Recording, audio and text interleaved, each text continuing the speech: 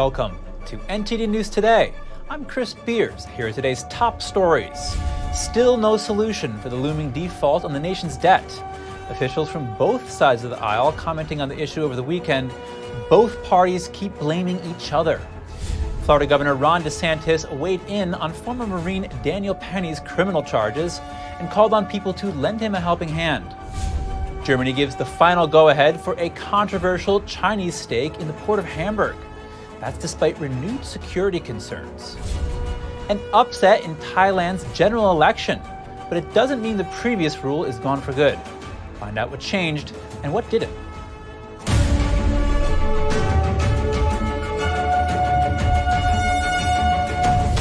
An update on the nation's financial situation. Officials from both sides of the aisle commented on the U.S. debt ceiling. However, they have different solutions in mind. Here's what they said this weekend. The director of the National Economic Council, Lael Brainerd, on Sunday was on CBS Face the Nation. She discussed the status of current debt ceiling negotiations. Should the White House have started negotiating earlier? So this is really a responsibility of Congress. Brainerd advises the president on U.S. and international economic policy. She says that businesses' main concern is not inflation or recession, but the threat of a possible government debt default. When I talk to CEOs, to business leaders around the country, they tell me things are actually going very well. But their biggest concern is that Congress might fail to prevent default, and that would be catastrophic. Yeah. It would lead to higher borrowing costs for cars, for mortgages, for small businesses, even for the U.S. government. Republican Congressman Michael McCall voiced similar concerns on ABC's This Week when asked about a possible default. Well, this is always a game we play, every Congress, and daring each other to jump off the cliff. It's a dangerous game. I think defaulting on our full faith and credit, any financial person would tell you that's very catastrophic. He added that Republicans have a plan to handle the situation. House Republicans passed a bill to increase the debt ceiling, but also proposed spending cuts. Most of those cuts would affect issues Democrats care about, which explains the controversy. When pressed about the issue, the Deputy Treasury Secretary told CNN's State of the Union that President Biden had previously laid out a plan. The president outlined his own plan for what we would do in terms of fiscal policy in March, where he talked about reducing the debt by $3 trillion by cutting things like subsidies to oil and gas companies. However, in recent weeks, the Biden administration repeatedly said it wouldn't agree to Republicans' budget proposals. Default is expected to hit the U.S. within the next month if lawmakers don't agree on a budget. Florida Governor Ron DeSantis is helping to raise funds for the legal cost of Marine veteran Daniel Penny. Penny is facing criminal charges over the death of a homeless man on a New York City subway who witnesses say was aggressively threatening other passengers. NTD's Daniel Monahan has more on the Republican governor's actions. We are a law and order state. DeSantis wrote on Twitter that a legal defense fund has been set up on Give, Send, Go for Penny. The Florida governor wrote, quote, "We stand with good Samaritans like Daniel Penny. Let's show this Marine America's got his back." DeSantis says it's necessary to stop Soros-funded district attorneys. Sometimes, the prosecutor just let him go, and we have different flavors of prosecutors, as people have seen. He also called out the political left for their so-called pro-criminal agenda and says it's necessary to take back the streets for law-abiding citizens. We've seen a lot of jurisdictions around this country indulge in what I would say are faddish thinking, attacking law enforcement, thinking that you can solve some of these problems through things like social services. The 24-year-old former Marine was arraigned in Manhattan criminal court on May 12th on charges of second-degree manslaughter. The city medical examiner ruled the death of Jordan Neely a homicide due to compression of neck. Penny's lawyers have said he was acting in self-defense. One witness described Neely as saying he was ready to take a bullet and go to jail because he would kill people on the train. Neely had a history of multiple violent attacks on subway riders. That includes allegedly punching a 67-year-old woman in the face in 2021, breaking her nose and facial bone. Penny's attorney, Thomas Kenneth, described how Penny is dealing with the charges on Fox News. With the sort of integrity and honor that is characteristic of who he is, characteristic of his honorable service in the United States Marine Corps. But Neely family attorney Dante Mills disagreed with any claims of self-defense. Mr. Neely did not attack anyone, he did not touch anyone, he did not hit anyone, but he was choked to death, and that can't stand. The campaign, called Daniel Penny's Legal Defense Fund, has already raised nearly $2 million. Money raised in excess of what's needed to cover Penny's legal defense will be donated to a mental health advocacy program. Penny is currently free on a $100,000 bond. Daniel Monahan, NTD News. The Biden administration wants to put an end to a high-profile Supreme Court case on governing elections. Republicans hope each state's lawmakers can freely regulate the state's elections. The Biden administration asked the Supreme Court to dismiss the case. Republicans in the case don't want state courts to interfere in elections administration. They argue the Constitution has always authorized state legislatures to make rules for federal elections in their states. They are referencing the once obscure independent state legislature doctrine. Democrats say the doctrine is a fringe legal theory that could endanger voting rights, greenlight partisan gerrymandering, and cause upheaval in the electoral process. The Supreme Court is expected to decide the matter in the coming days. A district judge has issued an order to block former President Donald Trump from giving a deposition. The case involves lawsuits filed by former FBI officials Peter Strzok and Lisa Page. The two were central figures in the controversy around an investigation that probed whether Trump had ties with the Russian government during the 2016 campaign. Text messages between the two agents contained highly critical comments about Trump and his supporters. In his lawsuit, Strzok alleged that the FBI fired him for expressing his political opinions, while Page argues the release of the text messages was unlawful. Judge Amy Berman Jackson ruled that Trump's deposition appearance is blocked until FBI Director Christopher Wray's deposition has been completed. NTD premiered an investigative report on the indictment of former President Donald Trump today. NTD's Steve Lance spoke with Washington insiders about the case and how it could affect the course of American politics in the future.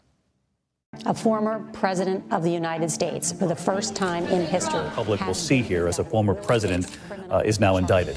They indicted a former president who is now running for president as though it's like just another day in the park.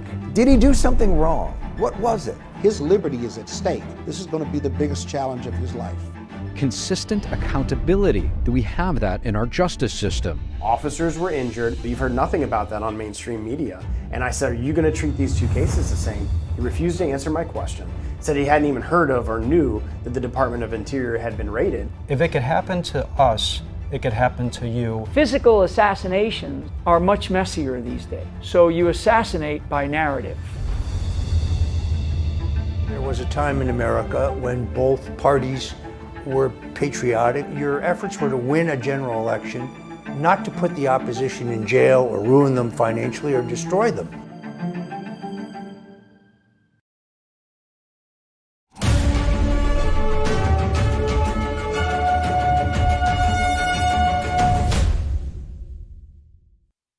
If you have student debt to the federal government, you are going to have to start paying it back again.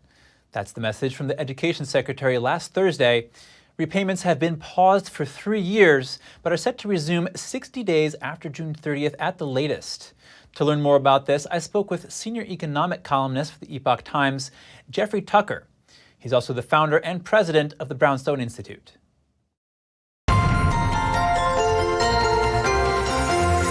Jeffrey Tucker, thank you for joining us. Such a pleasure to be here. Thank you. So the moratorium on student loans is going to end 60 days after June 30th. How will this impact borrowers? Well, the kids that are settled with this debt, and some of them are, as old as 30 and 40 years old at this point, and there's tens of millions of them, I guess 43 million, are going to have to pay their student loans. There's no question about it. And to me, this is, I don't know why this should be a shock, but it is for a whole generation. They've been hoping for debt forgiveness for many years now, and it's because the Democrats keep holding this out as some sort of carrot. I mean, over the years, I've encountered many people in this age group with very high student loans who support Democrats solely on this ground. Like, of course I'm going to vote for Obama. Of course I'm going to support Biden because he's going to make all my debts go away. And so this is the way it works. They keep holding out this carrot for these people, and then taking it away, on the normal grounds that when you take out a debt, you have to pay your bills. And the federal government's going to get its money one way or the other. I'm sorry to reveal that truth, but it's just true. So the Secretary of Education says Biden's HEROES Act gives him the ability to create a waiver for those with student loan debt who are, quote, impacted significantly by the pandemic. He compares this to the government's support of small businesses during COVID. What's your take on this? Well, everybody on the planet Earth was impacted by the COVID response. Students in particular had their lives just shattered. Here they are paying the big bucks for college, and then they were locked in the dorms or locked out of the universities entirely. I mean, some students I know had to spend two years on Zoom. I mean, so yeah, everybody's victimized by this. But here again, this is all a ploy to buy out their political loyalties. The debt will definitely be paid. And I'll tell you, there's another factor here too. And it's not being covered well in the mainstream press, but government revenue right now is in free fall compared to the expectations. There's a real shortfall.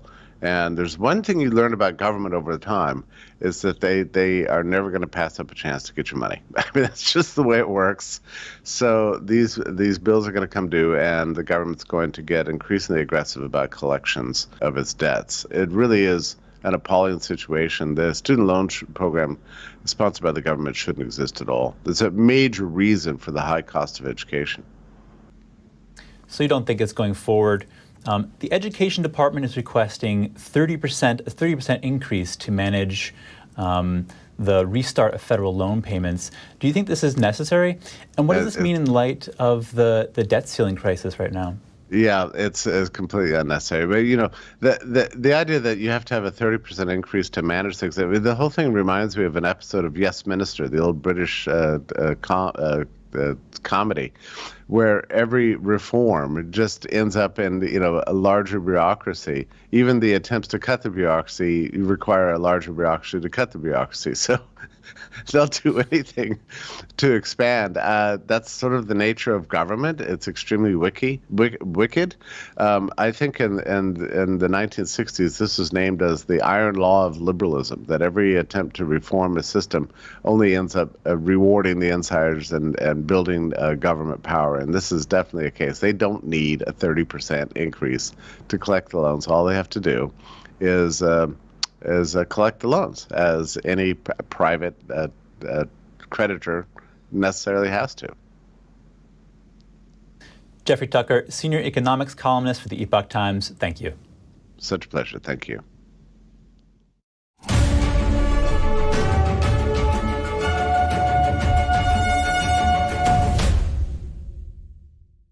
Henry Repeating Arms manufactures a line of classic American-made rifles and shotguns. With over 200 models to choose from and a wide variety of finishes and calibers, there's a Henry that's right for you. Every purchase is backed by our lifetime warranty and award-winning customer service. We invite you to order a copy of our free catalog and decals. Simply call the number on your screen or visit henryusa.com. That's henryusa.com.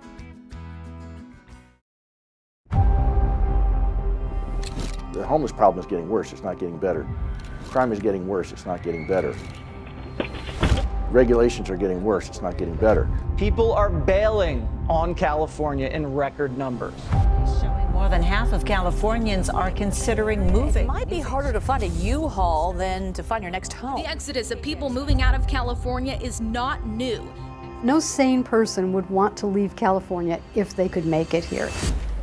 For the first time ever, people are leaving.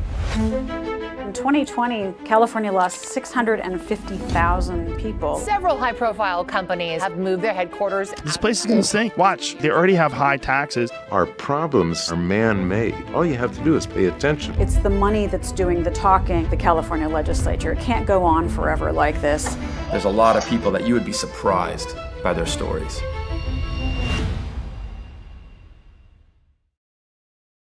The lasting beauty of realistic oil painting. Brilliant, expressive, and inspirational.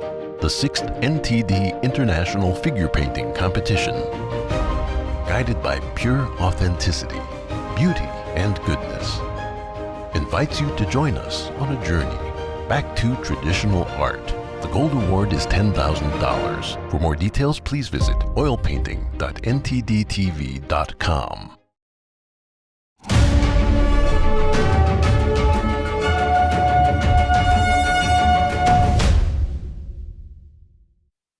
Welcome back. Turkey's presidential election is headed for a runoff. President Tayyip Erdogan failed to gain 50% of the vote, the threshold required for avoiding a runoff. NTD's Daniel Monahan has more on the pivotal election. The unofficial results show Erdogan with just over 49% of the vote, while opposition leader Kemal Kılıçdaroğlu has 45%. If our nation has made its choice in favor of a second round of the election, then that is also welcome. This year's election largely centered on domestic issues such as the economy, civil rights, and a February earthquake that killed more than 50,000 people. Erdogan and his Islamist-leaning AKP have been in power since 2003. They enjoy strong support in rural, less developed areas of the country. Tayyip Erdogan until death. Tayyip Erdogan until the end. Erdogan has often clashed with the policies of his country's NATO allies during his tenure. He has also nurtured close relations with Moscow despite Russia's invasion of Ukraine early in 2022. But in recent years, Erdogan and his party have seen their popularity wane, fueled by an ongoing currency crisis. The pro-secular opposition Republican People's Party has promised to repair the high inflation and currency devaluation. It has also campaigned on reversing crackdowns on free speech and other forms of democratic backsliding. Daniel Monahan, NTD News. A Norwegian naval officer was found guilty today. He was handed a 2-month suspended jail sentence for negligence leading up to a 2018 collision. The crash occurred between a warship he commanded and an oil tanker, causing the warship to sink. The armed forces estimated replacement costs at over $1 billion in 2019. The early morning crash between the warship and the oil tanker also triggered shutdowns of parts of Norway's petroleum production. There was no leak from the oil tanker. The defendant was the officer in charge on the bridge of the warship at the time. He had pleaded not guilty to negligence. He believed he was unfairly singled out for blame. The prosecution had asked for a 4-month suspended jail sentence. Mexican authorities have arrested a suspected drug cartel leader known as L-15. He is allegedly a major leader of the Sinaloa cartel and operated in Cancun, a major tourist attraction in southeast Mexico. The arrest took place in the early hours Saturday morning. The Navy found him during an operation in Sinaloa. He was later transferred to the state of Quintana Roo. Last month, authorities in the state issued a warrant for his arrest with a reward of more than $55,000. The man is accused of ordering attacks and executions of criminal gangs as they were fighting over turf in the state. Most recently, 4 people were murdered outside a hotel in Cancun.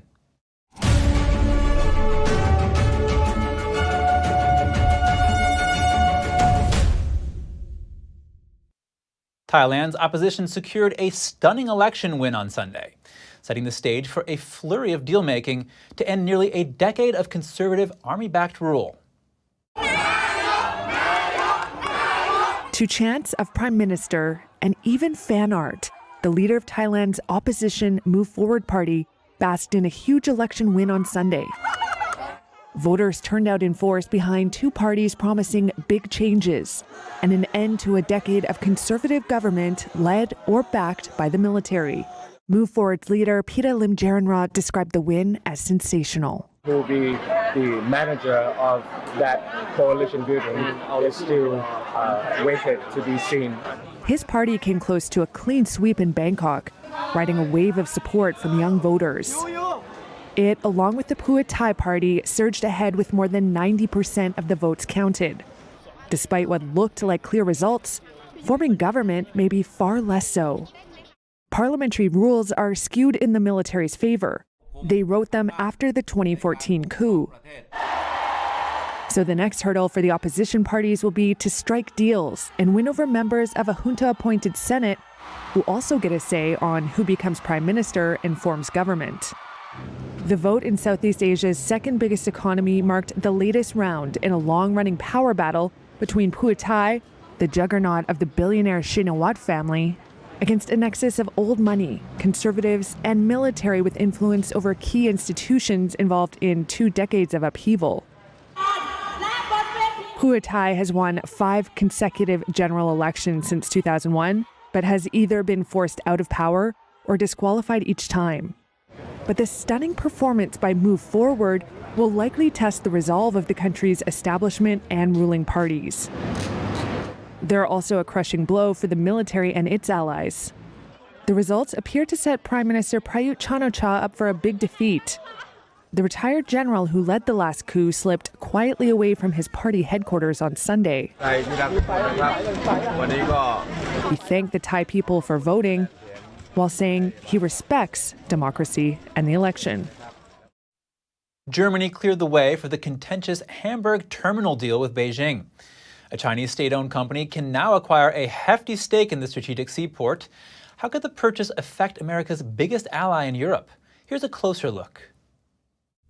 After an 18-month tug-of-war, Chinese shipping giant COSCO can now purchase 24.9% of Tollerort, a key container terminal in the seaport of Hamburg. The deal is with the port's current owner, HHLA. Since announcing the deal on September 2021, the company has been pushing for a green light from Berlin. At the time, COSCO was eyeing a larger share of 35%. The agreement met with strong backlash from lawmakers led by Vice Chancellor Robert Habeck. The opposition insisted on lowering the share to below 25% out of security concerns. Despite questions and accusations, Chancellor Olaf Scholz, the former mayor of Hamburg, pushed through the COSCO deal last October. In April, German security agency classified the Hamburg terminal as critical infrastructure, meaning more restrictions on its acquisition, but it didn't repeal the cabinet's decision to endorse China's investment. In an interview with Politico, German foreign policy lawmaker Norbert Röttgen blasted the handling of the deal as unbelievable incompetence. Another politician called out Scholz for repeating the fatal mistakes in dealing with Russia. From a global perspective, the Berlin-Beijing agreement could ripple through neighboring Italy. HHLA owns a 50% controlling interest of the Italian seaport of Trieste.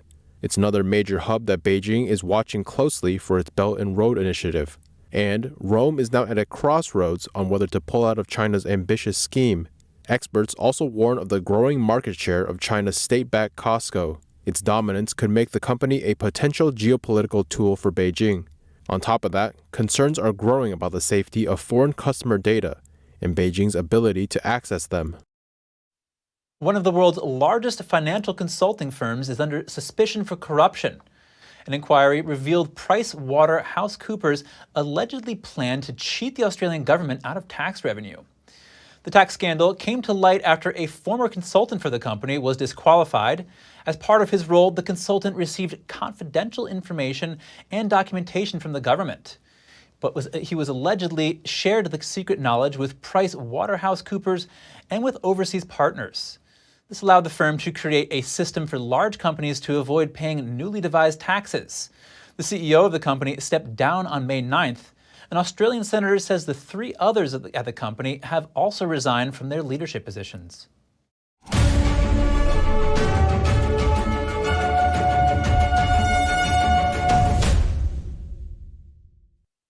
A Nepali Sherpa has tied a Mount Everest climbing record. He climbed the mountain for a 26th time on Sunday. He's the world's second person to achieve such a feat. 46-year-old Pasang Dawa Sherpa stood atop the 8,849-meter peak, sharing the record with Kami Rita Sherpa. Kami Rita, who's also climbing on Mount Everest now, could set another record if he makes it to the top. The Sherpas are known for their climbing skills and make a living mainly by guiding foreign clients in the mountains. A major discovery in western Peru. Archaeologists have unearthed a temple that dates back 4,000 years. The National University of San Marcos led the discovery. The U-shaped temple is believed to have been a site for religious ceremonies. The notable finding includes an ancient stepped cross symbol. Carved into a frieze, it's known as a chacana. This chacana, or Southern Cross, is the oldest complete representation that has been found in the Andes. It evidences the long cultural and religious tradition related to this symbol that developed from as early as 4,000 years ago in the Inca period in a continuous way. Archaeologists say the carving confirms the importance of the chacana symbol in ancient Peruvian culture. Life can be good enough to make you jump with joy. That's what this baby orca seems to be doing. Have a look at this photo. A Canadian whale watching company found the family hunting porpoises. A baby orca leapt into the air as if thrilled with the successful hunt. Comments online say this photo just makes their day. The picture was taken more than a week ago. The company also shared other marine animals encountered on their voyage. These include killer whales, sea otters, sea lions, and more. Thank you for tuning in today.